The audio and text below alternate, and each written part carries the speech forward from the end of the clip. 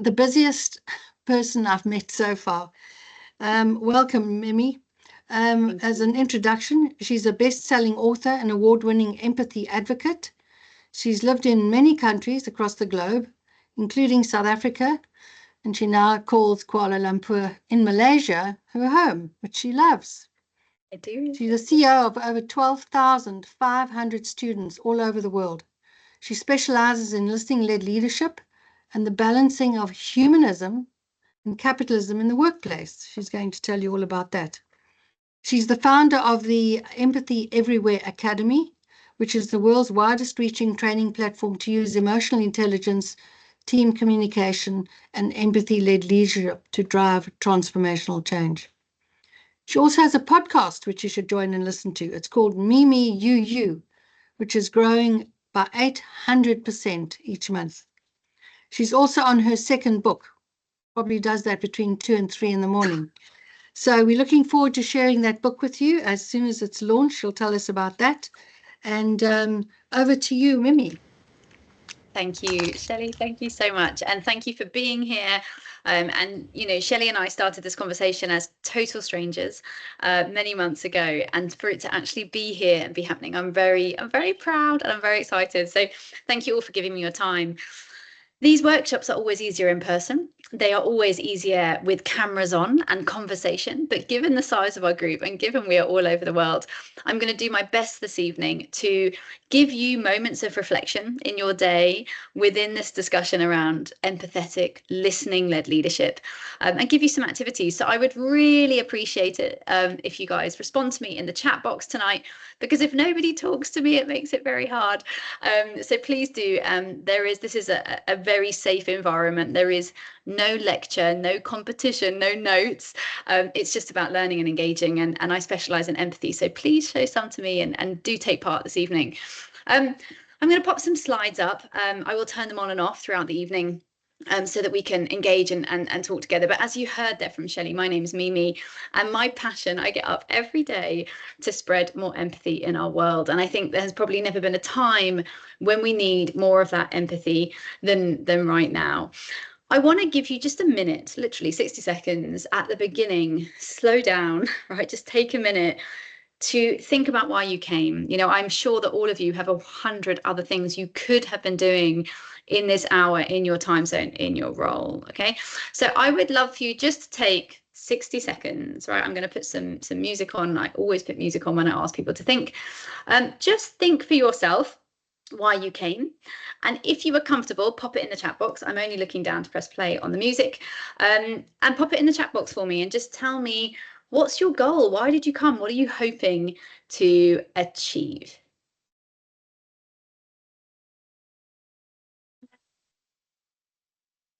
Mimi, have you put the music on? Can you hear it? No, so when you go into share screen, you need to make sure you've selected that little button at the top that says use computer sound. Perfect, thank you. Loving can hurt sometimes, but it's the only thing that I know. When it gets hard.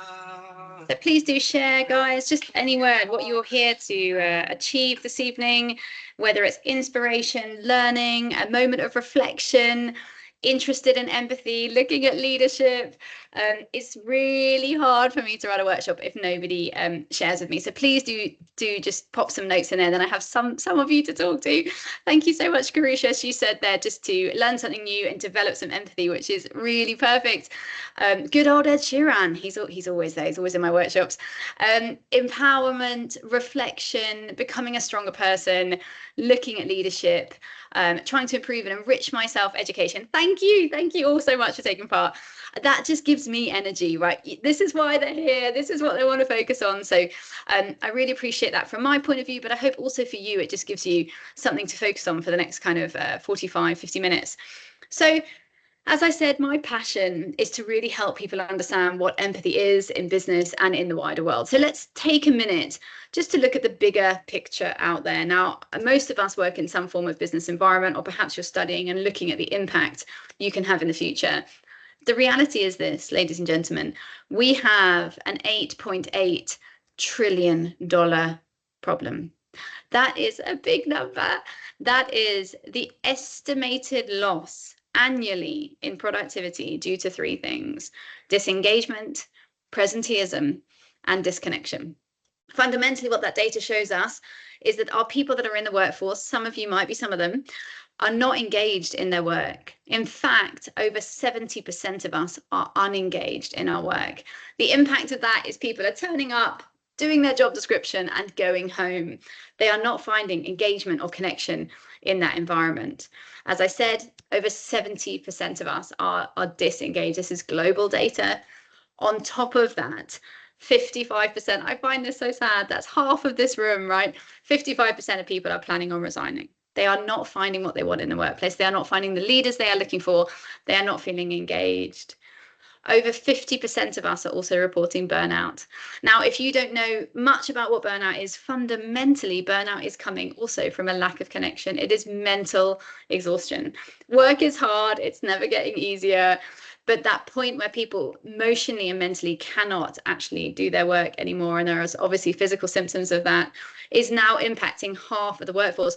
Going to work is making us sick. You know, there's a fundamental issue here. And then probably the statistic that is most close to my heart is this, which is 52% of us are lonely. That's half the planet, 3.5 billion lonely people. Loneliness is not the absence of people. We are all surrounded by people all of the time, but loneliness is the absence of connection. It's that feeling when you walk into a room or a networking event and feel that you don't know what to say, that nobody's like you, that perhaps there's no one else that shares your interest. That is loneliness. And when it becomes chronic, you die 8 years earlier than non-lonely friends. According to the Surgeon General in the USA, loneliness is now as dangerous as smoking 15 cigarettes a day. Our loneliness is killing us. And not just that, but it is now the highest cost burden to our healthcare system worldwide. Not cancer, not heart disease, not diabetes, loneliness. So this segregation, this disconnection is not only impacting us as people, but it's impacting our economies. Now, why is this happening? A huge part of this disconnection issue is due to something called the empathy deficit. Now, the empathy deficit was actually coined by President Obama back in 2006. And he said to his audience, I know I should be talking about my federal deficit, but I think I should be talking about our empathy deficit. What he was saying to his audience is that if we do not reconnect our society, if we do not fill in the gaps, overcome the segregation, the isolation, the violence, we're going to start to see a direct impact on our GDP, on our financial reality.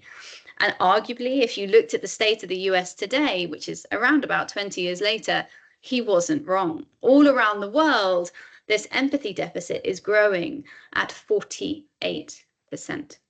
So over the last 30 years, we have lost 40% of our empathy.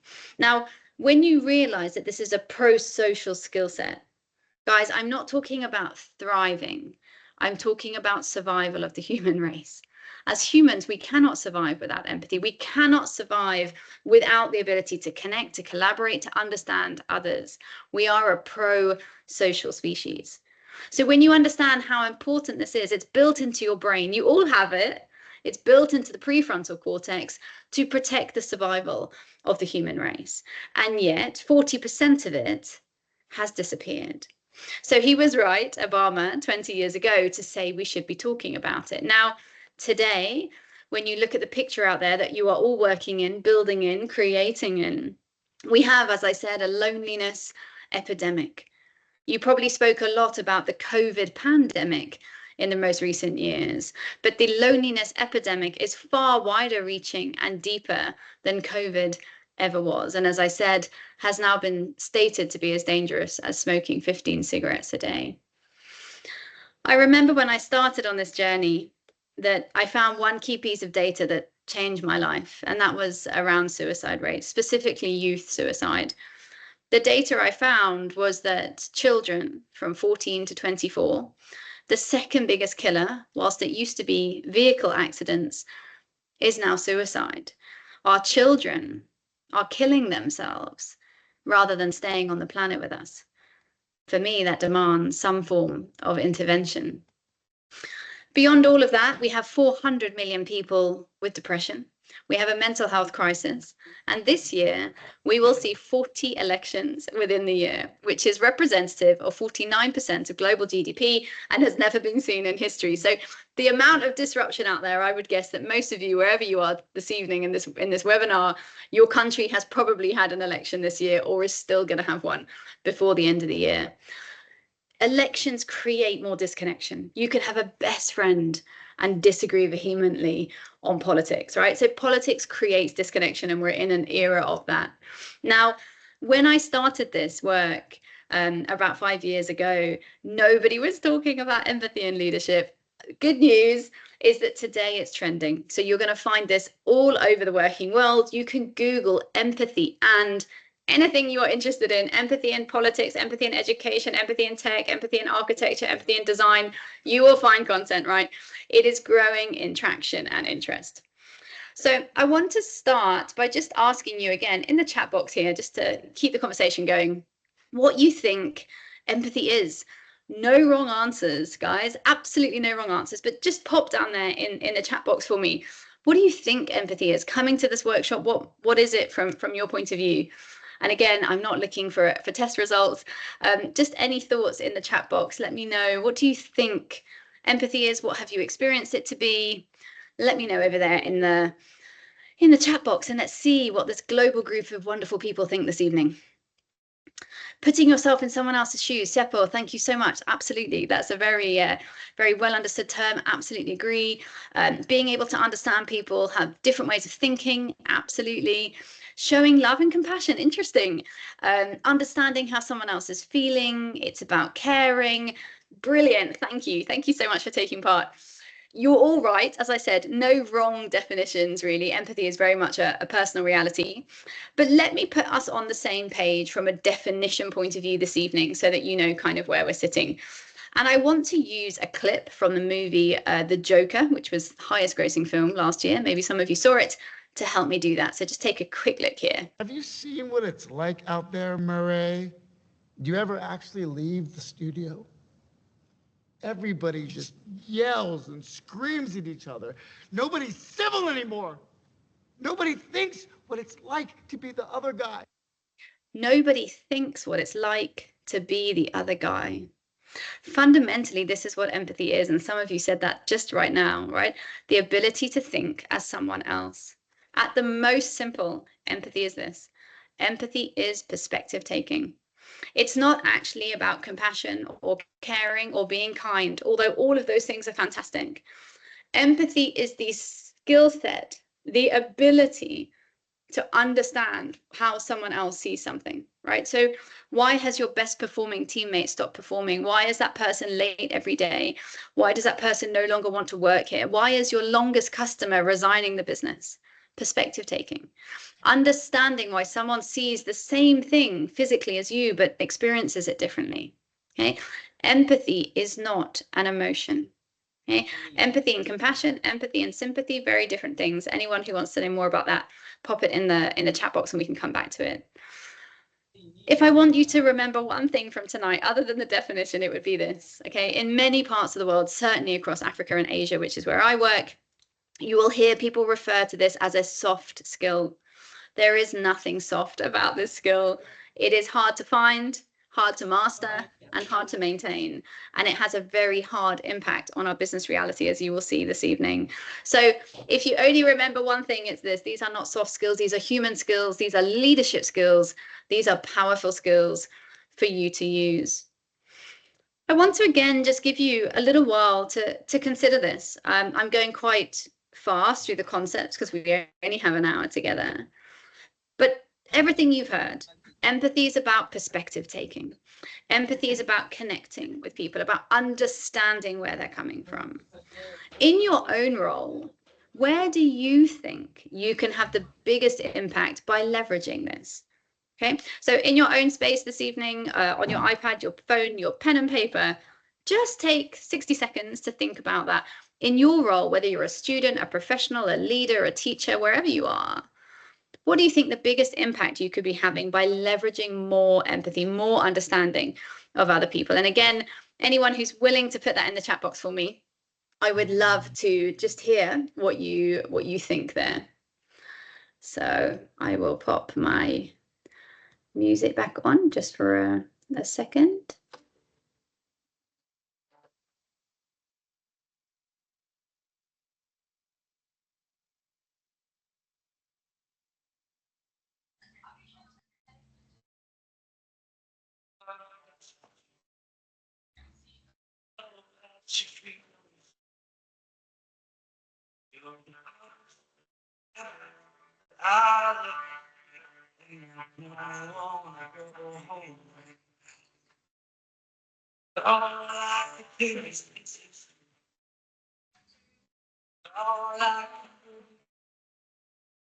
Super. So I can see a couple of comments coming up. Thank you so much for sharing. I can see they're building trust. Absolutely. Empathy has a direct impact on trust, because after all, if you don't understand people, how can they ever trust you, right? So that's a great answer there. Supporting colleagues on a day-to-day basis, but also teaching students new skills for greater empathy. Absolutely love that. Katrina, thank you very much. Helping people under pressure and tight deadlines. Really, I think that's a really, really interesting point there. Again, if you don't understand somebody else's reality, how can you ever help them manage their deadlines, reach their potential? One of the biggest questions I always ask people is that if you don't understand them, how can you ever motivate them? How can you ever help them? How can you ever include them, right? And I know a lot of discussions in these groups as well are around inclusion and diversity and female leadership. If we don't understand other women, how can we ever include them? So thank you so much for some of the answers popping over there. You know, helping colleagues on their weaknesses, exactly, leaning in, understanding, having impact on their career, being intentional about that leadership. Some brilliant answers. So thank you so much for sharing with me and adding to the conversation. I'm glad that there's all of these thoughts around what empathy could be doing for you and just getting your brains going this evening. The great news is this: we're not born with a fixed amount of it, right? So probably the question I get asked most is, but Mimi, don't you just have more empathy than everybody else? The answer is no. It is built into your prefrontal cortex. That's your brain. You all have it in equal amounts, but you can choose to use it. And because of that, you can learn it. You can learn it, you can teach it, you can train it. And of course, my work is traveling the world to do exactly that, particularly in organizations, but also in the education system, to make sure that we are teaching people how to understand others around us. Now, why? Why do that, right? Because of this. There is no human in the workplace, in the world, in your home, in your religious institution, on the street, that doesn't have the need to be understood. We need to be seen and heard to survive. When two babies are born equally sick, the baby that receives empathy outlives the other. We literally die when nobody connects with us. Okay, so this is a fundamental need, and it changes workplaces on so many levels. Now, this evening in a 1-hour workshop, I cannot give you all of the data and all of the sort of methodologies around the business world, but anybody that would like that, please just ask me after the session. I have endless content around leadership in the business world. But tonight, I want to focus a little bit on giving you guys skills that you can take away to really use that. Now, the reality with empathy, with understanding other people, is you first have to understand yourself. Okay? Self-empathy is the ability to understand yourself, to really know who you are, what you need. We cannot connect with others until we master connection with ourselves. And again, I want to give you an example of that. So I want you to look at this picture for me, this ape on the screen. I want you to look at the eyes, the face, the mouth, nose, expression, and pop in the chat box for me. How do you think this ape is feeling? In your perspective, how is this ape feeling? Simply by looking at it, what comes to mind for you? How do you think this ape is feeling? Sad? Yep, definitely sad, very sad, lonely, tired, defeated, bored, tired again. Lots of lonely monkeys out there tonight. Segregated, worried, dispirited and disconnected. Thank you so much for adding your points into the box there. So when I look at this ape, and I always imagine that this is a she, this is a mum. For me, when I look at her, I always saw a female. And I always think she looks peaceful. I always think that she's watching her baby monkeys and they're all in the trees below, and she's totally at peace and happy and content. But I know from doing this exercise, and thank you for taking part, that if I ask 500 people, I will get 500 answers, right? The reason I use this as an example of self-empathy is to bring to life one point: how we see this monkey. And I use the monkey because it has no bias, right? It's not male versus female or different color skin or any of those things. But it's human enough for us to understand. How you think this monkey feels is a reflection of you and not the monkey. Okay, let that sink in. That doesn't mean that if you said sad, you are sad. It doesn't mean that. What it means is that when you reflect on this face, it might be the eyes, it might be the mouth, it might be the way his cheeks are, your experience, your recollection of that expression is sadness. Mine is peace. And there could be 100 words in between. That is what self-empathy is. Okay, self-empathy is understanding yourself and therefore how you see and respond to the world. Because we are made up of experiences and memories and opinions and judgments and bias. We therefore can't connect with others until we master that in our own. Because how am I ever going to connect with you at work if what I think is my opinion versus your opinion? How do I know that I'm really understanding you or listening to you, not just reflecting what I think you are feeling or want to say? So self-empathy is an understanding of yourself, which enables you to fully behave and respond to what you want, but also the clarity to respond to others without bias. Now, bias gets a bad name, right? There's lots of negative press around the word bias, but I just want to clarify that bias is just an opinion, right? I might be biased that children should eat breakfast before school. You might be biased, it doesn't matter, right? It doesn't have to be bias around unconscious bias and race and gender and all of these things. Bias is just an opinion that you grow up with. But if we don't know what they are, we project them onto other people. So I define two forms of self-empathy: inward self-empathy and outward self-empathy. The difference between the two is how you work for them. So inward self-empathy is the ability for you to understand you and change your behavior, your action to solve for that. So let me give you an example. I understand that I work better in the evening, so I might shift my calendar to do more at night than in the morning. I might know that I work better when I exercise, so I make sure I put running into my schedule. My understanding of me enables me to behave in a way that changes things for me. Outward self-empathy is understanding yourself, but then you need an action or a behavior from somebody else. Okay, so an example of that might be that your boss constantly closes the door and you feel that you can't talk to her anymore, or that your partner is always late for dinner and it's making you anxious. Your understanding of yourself, you need somebody else to act on that. And therefore, you need to have a conversation with them. You need to be able to communicate to them to overcome that. Your self-empathy is actioned through your engagement with someone else. So I want to share with you this QR code this evening. Because we don't have a lot of time together, on that QR code, there are two things for you to practice this. There is a free self-empathy book that you can read. It just gives you exercises to do to practice this. And there is also a self-empathy journal, which you can also download for free. And it allows you to practice it for a month. So I know this evening I'm covering both self-empathy and empathy, but on that QR code, you can get some content for yourself that allows you to dig a bit deeper. And you can also reach out to me anytime on that. So self-empathy is the ability to understand you so that you can engage with others. Engaging with others Empathizing with others relies on this one thing: the difference between listening and hearing.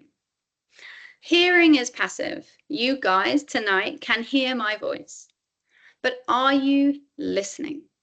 Listening is active. It is an active, intentional skill set. If I play this noise, I hope you can hear it. This is the sound of an aeroplane when you fly somewhere. The reality is, this sound, which is very annoying, so I'll turn it off. You don't hear that for your entire flight, 2 hours, 10 hours, whatever. You don't find yourself shouting at the air hostess, "I will have a cup of tea," right? But the sound doesn't change. You change. Our hearing is passive. It's adaptive. You don't have to concentrate. Your body will adapt to the sound of the plane, and then you can no longer hear it. You don't have to shout. Listening is not the same. Listening is a choice. You have to actively listen. You have to specifically listen, because listening is to decode. Listening is to understand. It is the backbone to empathy. How will you ever understand anyone in the workplace if you don't first listen? So the question I would love for you to reflect on now, but all the time, every day, with your kids, with your family, with your workmates, is this: are you listening to reply to them, or are you listening to understand? How often do you come home after work and your young child is chatting away about something that happened at lunchtime, but your brain is like, mustn't forget to send the timing plan to my boss, got to finish that assignment, don't forget. You're somewhere else. You are hearing your child, but you're not listening. When they say, "What do you think, Mum?" You're like, "Yes, darling, I think so too." You're listening to reply, but you didn't understand what they were saying. We do that all the time, right? In meetings, in the car, all the time. We're constantly listening and allowing our brains to formulate our answers and our responses. So I want you to think about this for a minute. If you have a leader that doesn't just hear you, if you have a leader that really listens to you, think of a leader maybe in school, in university, in your work. If you have a leader that listens to you, how do you feel? And again, I would love for you just to pop that in the chat box for me. When someone really listens to you, how do you feel? When they listen to your opinion, what you've got to say? Thank you, Helen. Validated. Awesome word. Valued, seen, supported, valued, right? Motivated to carry on talking. I love that, right? You're going to share more. You're going to share more insight. I feel I have a voice. I feel my contributions are meaningful. I feel valued and appreciated. Look at these words, guys. All that someone did was listen, and we have significantly changed how you feel. Valued and appreciated and respected. And someone saying here, which I hear all the time, "I will share more." Right? Imagine the value of that to the business world, to innovation, to creativity. If the people around you are feeling safe to speak and share and want to give you more information. So thank you for joining in. All of those words and many more are the ones that I hear in my workshops around the world. And there's 6 of them here: motivated, loyal, valued, trusted, committed, respected, some of which you all said as well. So if you are a leader of any team, then just listen, right? This is like the golden ticket to all HR and leadership issues, because on this screen, you have everything you need from your workforce: motivated, valued, committed people who are loyal and trusted and respected and doing their jobs to their full potential, just by listening. So I'm going to play you a little video to bring this to life. It's just, there's all this pressure, you know? And sometimes it feels like it's right up on me, and I can just feel it, like literally feel it in my head, and it's relentless. And I don't know if it's going to stop. I mean, that's the thing that scares me the most, is that I don't know if it's ever going to stop. Yeah. Well, you do have a nail in your head. It is not about the nail. Are you sure? Because, I mean, I'll bet if we got that out of there. Stop trying to fix it. No, I'm not trying to fix it. I'm just pointing out that maybe the nail is causing. You always do this.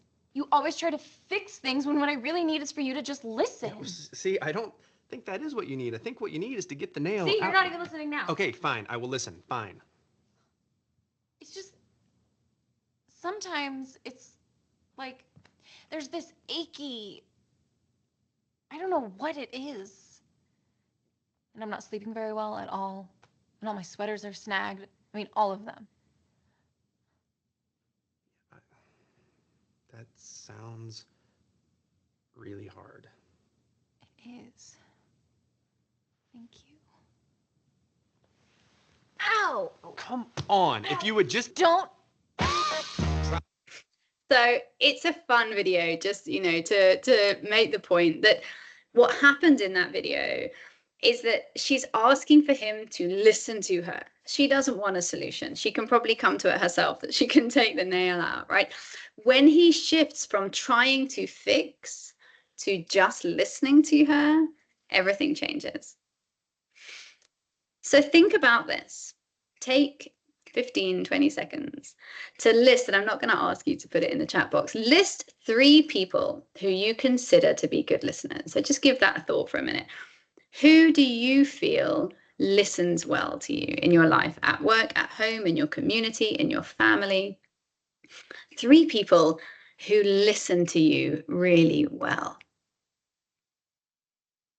Let's give you a couple more seconds to write those down. Then what I want you to ask yourself is this. Is there anyone on that list that you do not like or do not want to work for? And second to that, is there anyone on the list who you like, respect, or consider a friend? Now, I can't see you all, but I know, because I do this all around the world every day, that the answer is yes.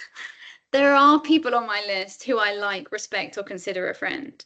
Because fundamentally, what this exercise shows you is that when people listen to you, you like them, right? Probably, I'm going to guess, on there you'll have your mom or dad, you'll have sister or brother or best friend, and probably a fair proportion of you have an ex-boss, maybe a present boss, but often it's an ex-boss, and you haven't forgotten them because they listened to you. In the end, it's as simple as this. To lead, you need to first listen. And that exercise shows us this. The people on your list that you like and trust the most are the ones that listen to you. So I want to give you 3 tips to take away in the last 10 minutes of this tonight to make sure that you can activate this listening in your own lives going forward, literally from today. The first, I told you that listening is the backbone to empathy. Well, then questioning is the backbone to listening. Okay, if you don't ask, how will you ever know? So questions like this: what do you think? Help me understand. So when someone comes to you with a problem, help me understand, Mimi. Why is this case? Why is it you're feeling uncomfortable with this? Or how did you get to this conclusion? If you don't ask, you can never know, right? And I put a whole lot on this slide for you as well. So what's your opinion? How do you think we can solve the problem? Can you help me understand how you came to this conclusion? Or the last one, probably the 5 most powerful words in any language, doesn't matter what language you speak. How can I help you? These questions are open-ended questions. They provoke empathy. They provoke understanding. If you don't ask, you will never know. So once you open up these questions, people will share more, they will give you more, you have more insight, you have more empathy. So the first is fundamentally to ask questions. The second is about the type of questions. So the word why is a really good word, right? Because you start many questions with the word why. However, there's a challenge with the word why. When you ask someone why, it tends to be on the offensive, the attack, right? Why? Why didn't you do it on time? Why is it late? Why didn't you go to the shop? Why didn't you put that? It's generally quite an offensive word, an offensive meaning on the attack. So what happens is people respond defensively. Oh, well, this happened and this happened, like all of this panic. If you swap the word why for the word how, You can get the exact same information delivered in a different way and have an entirely different response, an entirely more valuable level of empathy, of understanding. Let me give you an example. The first one, why did you do that? Versus, how do you think that happened? You feel the difference, right? It goes from like, oh, to help me understand. The second one, why don't you just talk to the team? Versus, how do you feel about having a discussion with the team? The word how opens up inclusion. It opens up empathy and insight and engagement. So as often as you can, consider this in your roles. How can you reframe those questions to get very similar insight by using language that feels like asking questions versus questioning, right? It's a really subtle shift, but it makes a huge, huge difference in conversation. The third one is probably my absolute favorite. It comes from neuroscience. And the sentence is, what is stopping you? So the next time that somebody comes to your office and says, Mimi, I know I said I would do that presentation for you by Thursday. I'm not going to do it. Your instant reaction is to say, why? Why are you not going to do it? You know, you told me you would do it by Thursday. Next time, stop and ask this. Instead of asking why, ask them, what is stopping you? And what you will see happen is their eyes will move slightly up or slightly down. It depends on their neuroprocessing. They are accessing the subconscious. So instead of just spinning out all of the responses to the question why, they actually have to access their subconscious and consider, what is stopping me? So you will see a total shift in body language, and they'll probably say, oh, well, what's stopping me is. So the behavior entirely shifts. It's a super, super powerful question. I often talk about children, but with your kids as well. So next time you ask your teenagers to put their plates in the kitchen and they didn't, rather than saying to them, why did you not do it? Ask them what stopped you. And I promise you, you'll get a whole new level of insight. The same thing with small children. It's phenomenal. My daughter is 7. When I ask her what stopped you, I get a myriad of amazing 7-year-old answers. So neuroscience works with all ages, super powerful at home, super powerful in the workplace as well. Fundamentally, you are trying to access the brain to create that insight, to create that empathy that allows you to understand each other. In the end, if you don't understand people, how can you ever build a relationship? And if you don't have a relationship, where is the trust to drive things like engagement, growth, performance, consistency, joy? I didn't have time tonight to present the FBI behavioral change stairway, but I really encourage you to look it up. What the FBI teaches us is that if you want to create any level of trust, any level of behavioral change, any level of momentum with another person, you have to first start with listening. From listening comes empathy, and only then can you build trust. So do go and have a look at the FBI behavioral change stairway, or reach out on social media and I can send it to you to show you how these skills, I said earlier, these are not soft skills, how these hard skills are being used in organizations like the FBI in war theory, when countries are going to war, to build relationships and trust in the most conflicted of organizations. So if anyone ever tells you that there is no place for empathy in the workplace, they just haven't studied what empathy really is. Empathy is not an emotion. Empathy has nothing to do with being nice. This is a skill set that you are using to rebuild those relationships and change business outcomes. We know that organizations that have higher levels of empathy make 23% higher profit, 17% higher effectiveness, and 48% higher engagement.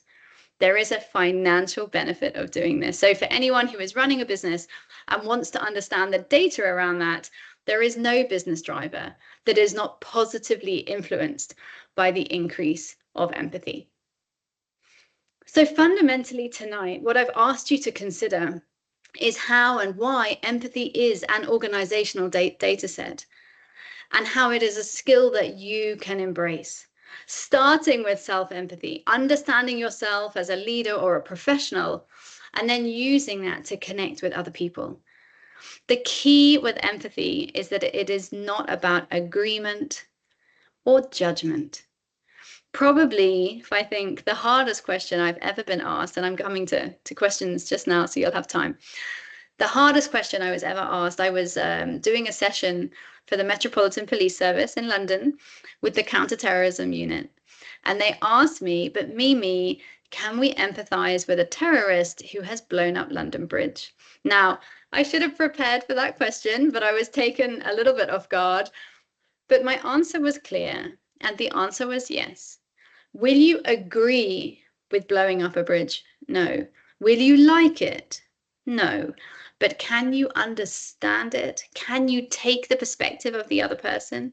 Yes. If you study back to when that person was born and how they were trained and the education they had access to and what led them to that moment and that action, that is empathy. It is judgment-free. It is opinion-free. It is data. It is humanity's data. So I can see that it is 4 minutes to the hour, and I want to make sure that I have time to answer some questions. So please do prepare them, pop them in the chat box. I'm absolutely sure you have some. It's been a pleasure to share this with you. As I said earlier, this QR code will take you to some of those downloadable resources, or allow you to connect with me online so that I can help you more and give you more. I believe in open source. So anything I have, you can have, because truly I believe that the more the world talks about empathy, the more empathy the world will have. And there has never been a time when we need more empathy than right now. So let's go to a couple of questions. Please feel free to ask anything you would like. I am not scary. I'm very nice. Can you have the slides for sure? You need the QR code again. Let me pop it up quickly so you got that. I can see someone's asking. Let me just pop that up for you. There is the QR code. So just maybe screenshot it or take a pic with your phone. And then I'm going to go straight back here to questions. Yes, I can see that there is a hand up. Where did it go? Somebody put the hand up. But I can't see you now because there's a lot of people in this room. So speak. If you want to speak, please go ahead and speak. Otherwise, I'll answer. There we go. Mrs. H.J. Butters, your hand is up. Please go ahead. Yeah, I'd just like to know, when does empathy not work? Because if I might be trying to understand a person's actions, reactions, but just being, and it's unfortunate, we do have a culture, especially in South Africa, where being a woman and men do not, that just don't, it's like, it goes against the grain for them to report to a woman directly. It's, you know, I can have so much empathy, but I seem to be struggling to get past understanding. So, you know, how do I bridge that gap?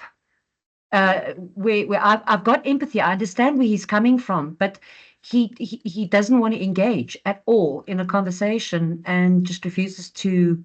So it's causing serious conflict within our department. Thank you for the question, and probably we don't have time to answer it in full because it's a complicated one. So do find me, I'll happily talk about it more.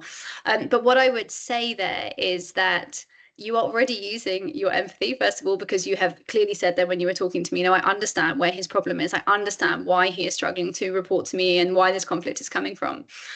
The answer to that solution is not in empathy or anything to do with empathy, because the empathy has come to an end, as it were. You have used your empathy, you understand, you know his problem, right? Again, you might not like it or agree with it, but you have recognized that he has a problem culturally, legacy, whatever that reason is. He doesn't believe he should report to a woman.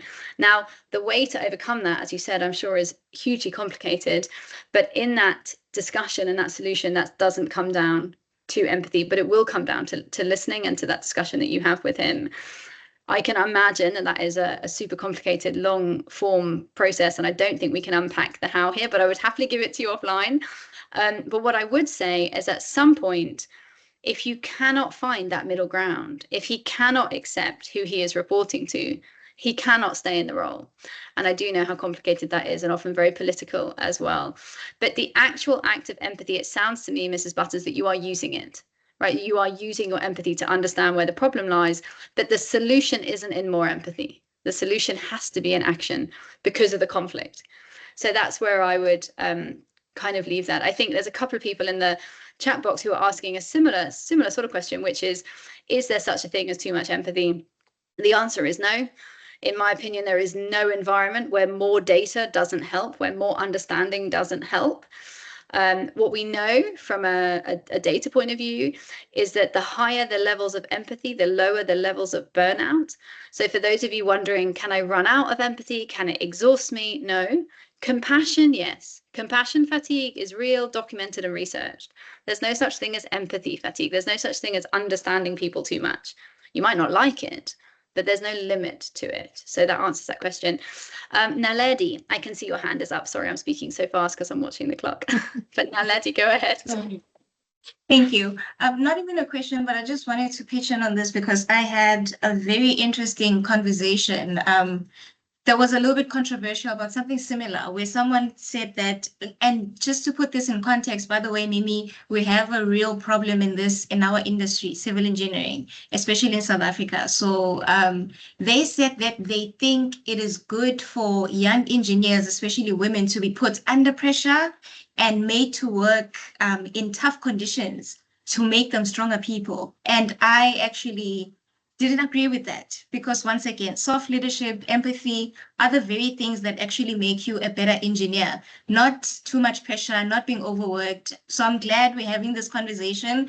But as a future question, my question is, how can we address this and raise the awareness within the industry? Because it seems like a lot of people are still thinking the old way and they don't really understand what you said, that empathy is not a weakness. Empathy is not being too soft. You can still be competent. You can still be assertive. You can be strong, but still empathetic and be a soft leader. Yes, Naledi, I mean, I love it. And before I answer, I just want to express to everyone, I know we're on the hour. I can stay, but I do understand we're at the hour. So if you do need to leave, please do feel free to do so. You won't offend me. But Naledi, the short answer is in awareness. I actually had a phenomenal moment last week where I was invited to Parliament in Sri Lanka, which has many of the issues you are talking about. In fact, most of Asia and Africa have many of the issues you're talking about.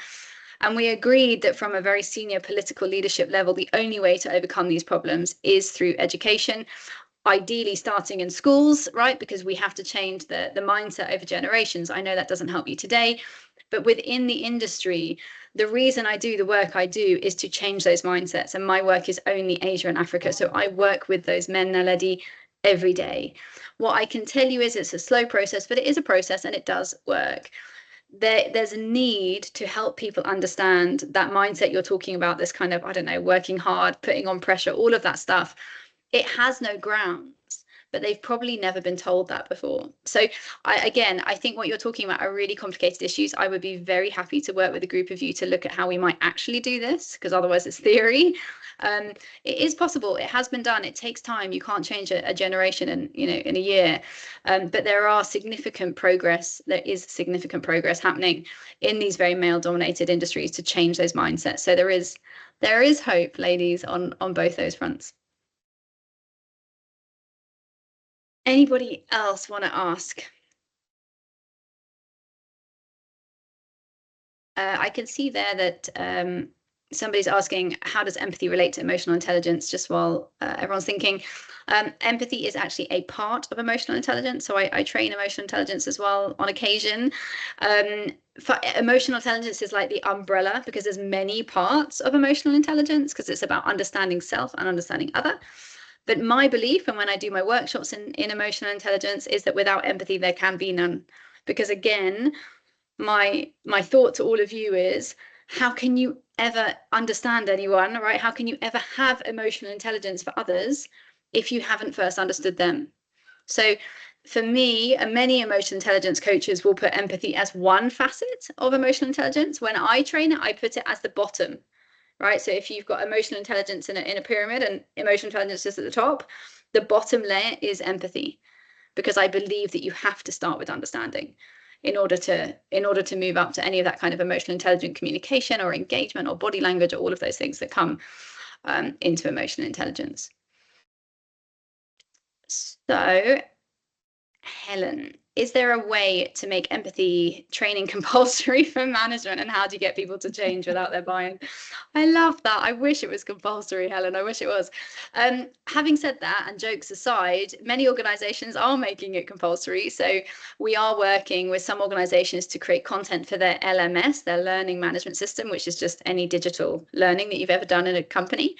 And then it is mandatory, right? So there are businesses out there, many of them actually, more than you think, who are making this training mandatory: listening training, relationship building, emotional intelligence, empathy. These are now being recognized. So I understand, particularly in this group, it probably doesn't always feel that way. But from a global point of view, and when I say global, I don't mean America and Europe, because that's not where my work is anyway. There is a shift. There are organizations making this mandatory and recognizing these skills. So you're right, you have to get buy-in. I can only speak from my experience. Most of my work, often a lot of my work, is just men, and I don't really have a problem with buy-in. Even when they come into the room not wanting to be there, I don't normally have a problem convincing them. Where the shift is in the consistent response to that behavior, and that revolves around ongoing training. So that's why I say you have to have integration into your learning systems. You have to have ongoing training.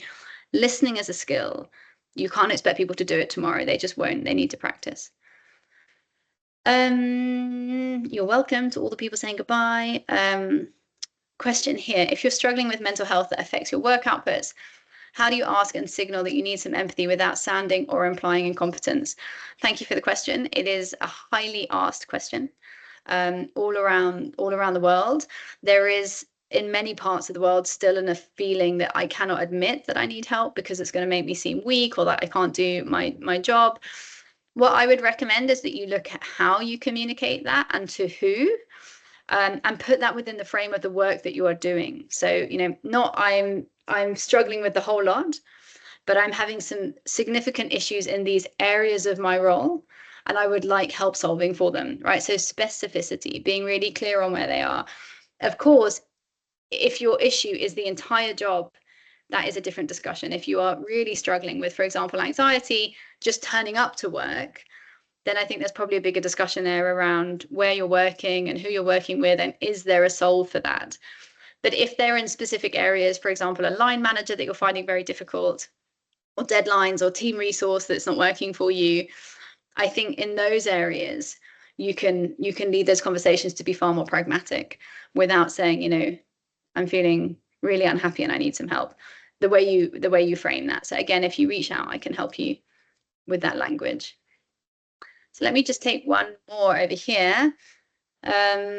Oh, it's not a question, it's a comment. Most people listen and intently to you, but there's no action after that, no shift and nothing.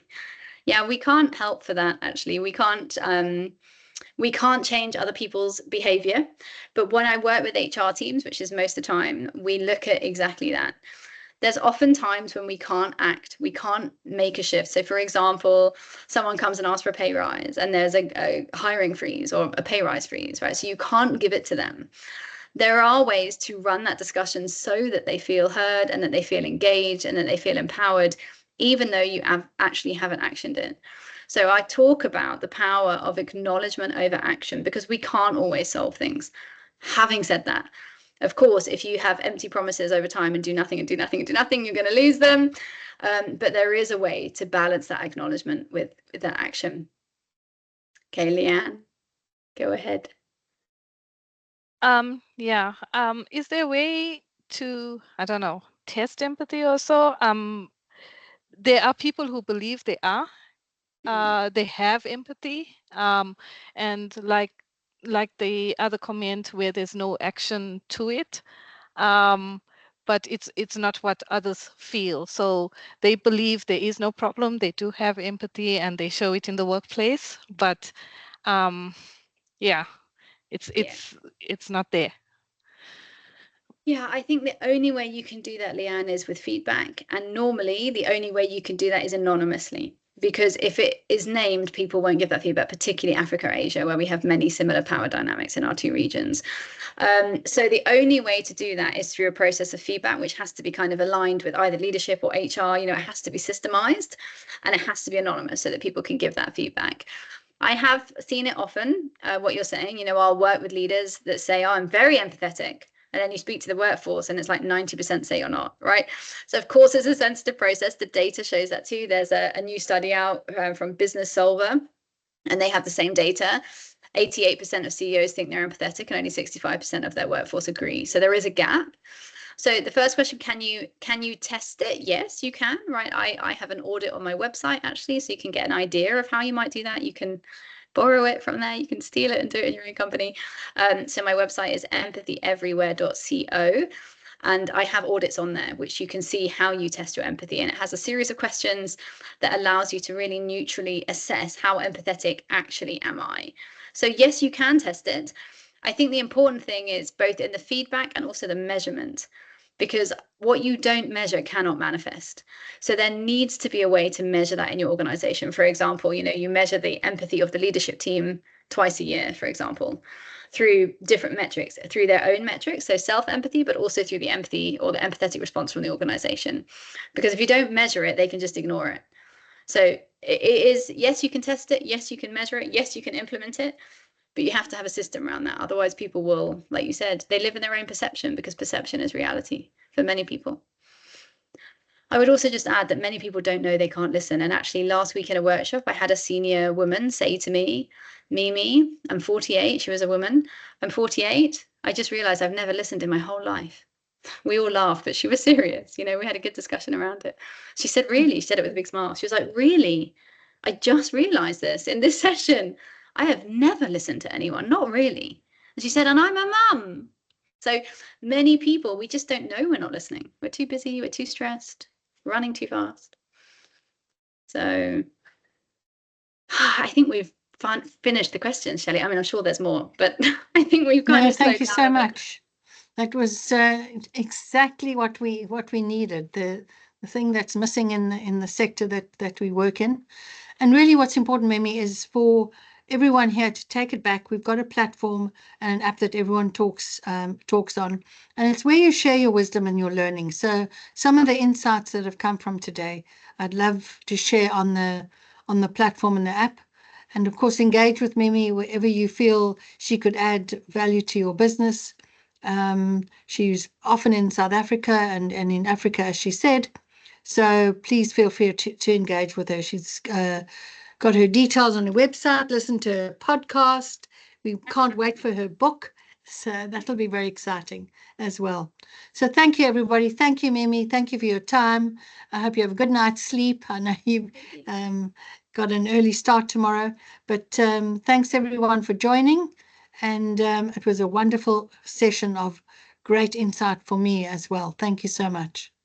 Oh, thank you. It's a starting point, but I'm very glad to make it with you all. So thank you for coming. Can I ask everyone, before they disappear, could you switch on your cameras? Can we get a group photo? I forgot to ask this time. Can we get some photo, please? Tom, will you take some photos as well with your camera? Oh, it's so nice to see you all. Hi, ladies. There we go. It's such a difference, hey? Oh, it's Come, let's have some people.